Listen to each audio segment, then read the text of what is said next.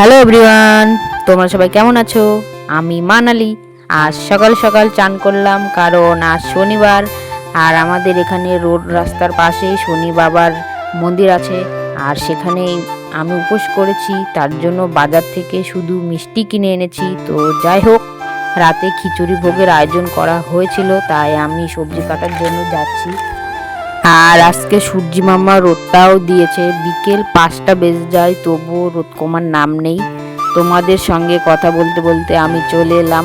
আমরা সবাই মিলে সবজি কাটছি। তারপর আমি বাড়ি চলে আসি আর রেডি হয়ে পুজোয় বসে গেছি। পুজো শুরু হয়ে গেছে।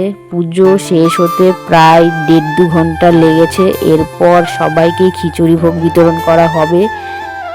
কত লোক এসেছে তোমরা তো সবাই দেখতেই পাচ্ছ। আর এটা আমার দাদু, মাঝেরটা। যদিও এখানে 3জনই আমার দাদু। তারপর আমিও খিচুড়ি খেলাম। শেষে আমি আর কাকা একটু নাচ করলাম, তারপর বাড়ি চলে এলাম।